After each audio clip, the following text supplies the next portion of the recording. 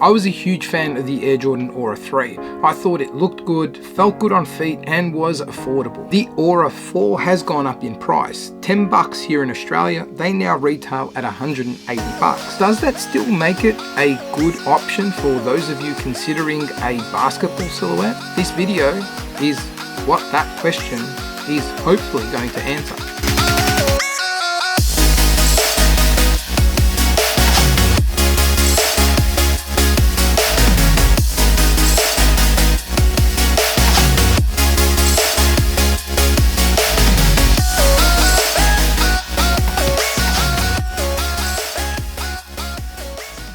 I really like the Aura line because it gets 4 things right. It's affordable, it's accessible, it looks good, and it feels good on feet. I think those 4 things are like the critical points that a shoe needs to hit in order for it to be a good option for anyone to consider. If you take each of those points in isolation, there's no point considering a shoe that looks good but is uncomfortable because you won't wear it. And if it's so expensive but still looks good and feels good, you're going to be more cautious about when you use it. Well, you might be more cautious about when you use it. With that rant out of the way, the thing that I think makes the Aura 4 so great is the fact that it is available in a lot of different outlets. Here in Australia, you can find it at different sports stores, Nike stores, the usual sneaker stores like a Foot Locker or a JD Sport, and there really is no danger of them selling out. There might be some colorways that sell out quicker than others, but the way the brand release different colorways, you'll always be able to catch a colorway at some point in time. And at $180 in today's market, you're getting a shoe that does combine a lot of good tech and material for that price point. You will get a lot less in a shoe that costs a lot more. I like the way the brand usually take inspiration. Well, I don't even know if the brand do this when they're designing the Aura, but as each of the Aura models are released, I find myself feeling like they remind me of a specific retro model.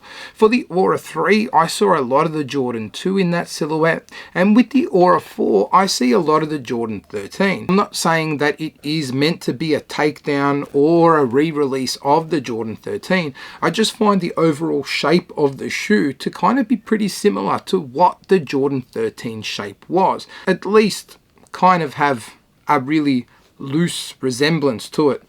Maybe if you kind of like squint one eye and look at it from a distance. And the other thing about the Aura shoes, at least the 3rd version and now this guy, is that they feel good on feet. There is a really nice material mix on the Aura 4 that I think works well for lifestyle use, even if you have no intention of using these on a basketball court. Up top, they've got a really good use of different materials to make the upper flexible. An issue that I find with using basketball shoes for day-to-day use is that they can be uncomfortable if you're using them for long periods of time. Because basketball shoes are built for basketball, they're typically giving the person wearing them a really good lockdown so that the foot doesn't slip and slide inside the shoe. Sometimes that snugness can be confused for an uncomfortable tightness, but I'm sure if you're playing basketball, you are really thankful that the shoe is so secure on foot. The Aura 4 and models like the Aura 4 have a lot of options to really kind of get that fit dialed in to be comfortable without being stiff. And that's also because underfoot, we've got a pretty no-nonsense foam midsole that has an exposed air unit in the heel.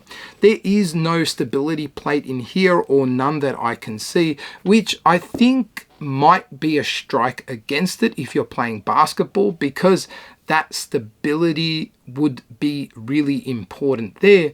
But because you're not getting that stiffness underfoot, for day-to-day use, I think a setup like the Aura 4s is more ideal. I'm really keen to know what you guys think of the Aura line and the Aura 4. If it's a shoe that you're interested in, or if it's a shoe that you don't like at all for whatever reason. Leave those thoughts in the comments below. But until the next video, laters.